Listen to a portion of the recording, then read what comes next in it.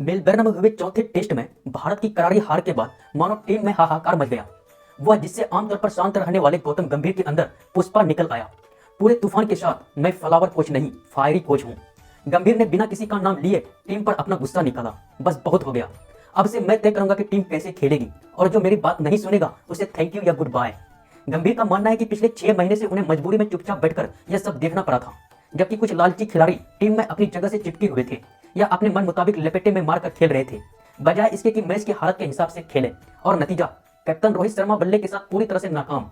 Growth greatest of all time हमारी Kohli off stump के बाहर के बॉल के साथ करी छेड़छाड़ और इन फॉर्म एसएसवी को रन आउट भी करा दिया, जो मैच को बिल्कुल भी ले डूबा। और हमारे फौलादी ऋषभ पंत जो बड़े शॉट पर बड़े शॉट के लिए दिए गए थे लेकिन जल्दी भी आउट हो गए, उनका टॉप स्कोर था सिर्फ 61। न्यूजीलैंड से व्हाइट वॉश के बाद से ही गंभीर को अपने बल्लेबाजों पर बिल्कुल भरोसा नहीं था और वे इस पर सिलेक्टर्स से भी गिर गए थे। हमें ऑस्ट्रेलियंस का सामना करने के लिए पुजारा चाहिए, लेकिन उनकी मांग को एकदम खारिज कर दिया। इसलिए जब कप्तान रोहित अपने बच्चे के जन्म के लिए छुट्टी पर थे पहले टेस्ट के दौरान, तब गंभीर ने अपने मन मुताबिक हर्षित राणा और वाशिंगटन सुंदर की टीम में घुसाया, इस उम्मीद में कि वे बढ़िया खेलेंगे। लेकिन यह प्लान भी टाइफस। फिर असली धमाका तो 5वें सिडनी टेस्ट के पहले शुरू हुआ था, जब तक रोहित की कप्तानी और बल्लेबाजी दोनों में उनका वर्चस्व खत्म हो चुका था। माना जाता है कि ट्रेनिंग सेशन के दौरान गंभीर ने रोहित को पूरी तरह से नजरअंदाज कर दिया और सिर्फ अगले कप्तान जसप्रीत बुमराह के साथ रणनीति बनाई। पिच को देखने के लिए भी जब तीनों बाहर आए तो कोच और कप्तान शर्मा के बीच कोई बातचीत नहीं हुई। यहां तक कि जब बाकी खिलाड़ी नेट्स पे 1 घंटे तक तगड़ी प्रैक्टिस कर रहे थे, तब हमारे कप्तान जो शायद भविष्य को भाग चुके थे, कैजुअल शॉर्ट्स और रिफ्लेक्टर्स पहनकर आराम से देर से पहुंचे। उन्होंने 40 मिनट तक बस हल्के थ्रो डाउन लिए, पिछले मैचों की तगड़ी प्रैक्टिस से बिल्कुल उल्टा। और दोस्तों, अब यही आता है असली ट्विस्ट, क्योंकि रिपोर्ट्स के मुताबिक रोहित ने गंभीर के पीछे जाने की कोशिश की अपने डिप्टी कप्तान बुमराह और सिलेक्शन कमेटी के अध्यक्ष अजय आगरकर से बात करके, ताकि उन्हें सिडनी में खेलने का मौका मिल सके। यह गंभीर को कथित तौर पर एक बीसीसीआई दिग्गज से भी रिक्वेस्ट आई थी। गोटी, मैं क्या कहता हूं, इसे रोहित का आखिरी फेयरवेल और टेस्ट मैच होने दो। लेकिन गंभीर नहीं माने, चांस नहीं है। WTC फाइनल्स में उम्मीद इसी गेम पर टिकी है और इस तरह रोहित को टीम से बाहर कर दिया गया। अब इसकी वजह खराब फॉर्म थी या उन्हें रेस्ट दिया गया, आप खुद ही होशियार हैं। वैसे हमें लगता है कि यह 100% बीसीसीआई की मंजूरी से हुआ है, क्योंकि मानना मुश्किल है कि बिना उसके आशीर्वाद के एक ताकतवर कैप्टन को यूं ही बाहर कर दिया गया हो। वो जैसा थे जिन्होंने पहले रोहित शर्मा के समर्थन किया था और वह गंभीर को भी लाए थे, और इस बार उन्होंने कोच के साथ दिया। T20 वर्ल्ड कप जीत की ऊंचाइयों से लेकर अब बल्लेबाजी और कप्तानी के सबसे खराब दौर तक रोहित का रोलर कोस्टर अब पूरी तरह से डगमगा रहा था। पिछले कुछ राहुल द्रविड़ के साथ रोहित के शानदार रिश्तों के बाद अब गंभीर और रोहित के बीच की दरार एक तूफान पैदा कर रही थी, जो भारतीय क्रिकेट टीम को डुबाने वाला था। और दोस्तों, अब हम आगे देखेंगे कि भारतीय क्रिकेट टीम इतने बुरे हालातों में कैसे और क्यों पहुंची और इसका भविष्य क्या हो सकता है।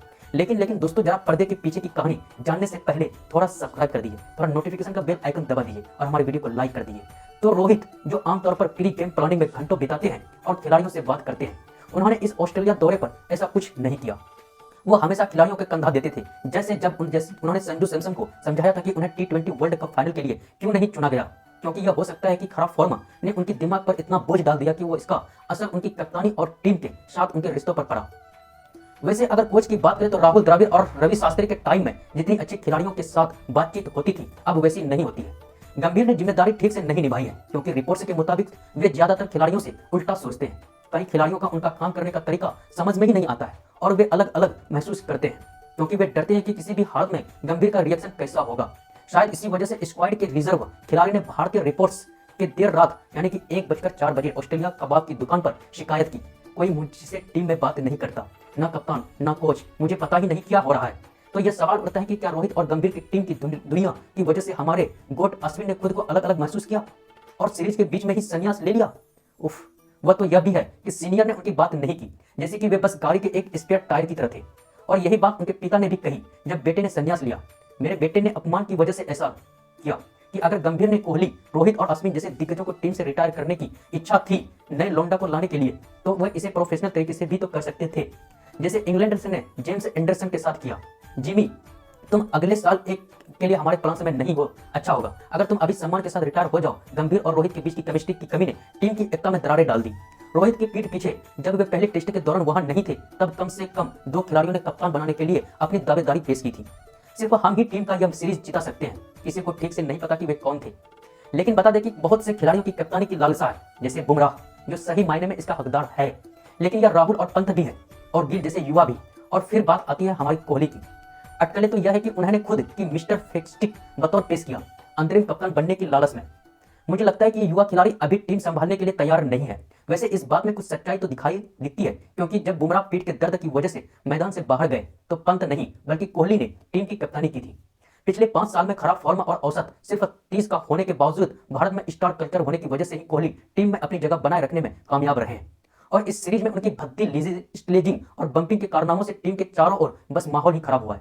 प्रेरणा तो लगता नहीं किसी को मिली हो। ऐसा कहा जाता है कि रोहित और कोहली दोनों के पास एक बड़ी पेड़ डिजिटल ट्रोल्स की फौज है, जो किसी भी आलोचना वाले वीडियो और कमेंट्स को ढूंढती है और उन्हें रिपोर्ट करती है, क्योंकि बहुत पैसे जो दांव पर है। उनकी ब्रांड डील को वैल्यू अक्सर उनकी कप्तान या प्लेइंग 11 का हिस्सा बने रहने से जो जुड़ी होती है। वैसे दोस्तों, खिलाड़ियों ने गंभीर स्पोर्ट्स स्टाफ पर भी सवाल उठाए हैं, खासकर बैटिंग कोच अभिषेक नायर, जिन्होंने शायद ही कोई अंतर्राष्ट्रीय क्रिकेट खेला है और जो पस्त हुए बल्लेबाज की कुछ मदद नहीं कर पाए।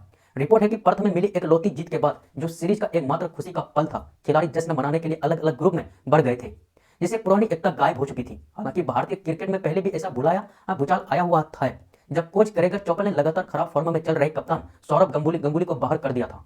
उस समय भी चौपल की गंगुली की कप्तानी की आलोचना करते हुए ईमेल लीक हो गए थे, जिससे टीम में दरारें पड़ गई थी। 2017 में अनिल कुंबले और विराट कोहली के बीच तनाव से भी हालत काफी गंभीर हो गए थे, क्योंकि उनका सख्त रवैया एक दूसरे से टकराते थे। तो दोस्तों, टेस्ट कप्तानी की जिम्मेदारी अब तो पक्का है कि बुमराह के कंधों पर है, जिन्होंने पहले टेस्ट में अकेले दम पर टीम की जीत दिलाई थी और अब युवा टीम की कमान भी वही संभाल सकते हैं। लेकिन क्या रोहित आने वाले चैंपियंस ट्रॉफी में भारत की कप्तानी करेंगे? क्या उन्होंने सिडनी में कप्तानी छोड़ने के लिए गंभीर के साथ कोई डील की होगी? वैसे चांस कम है, क्योंकि गंभीर की नौकरी भी पतली सी रस्सी पर लटक रही है। अगर भारत चैंपियंस ट्रॉफी में फ्लॉप होता है तो दोस्तों, गंभीर का भी thank you and goodbye होगा।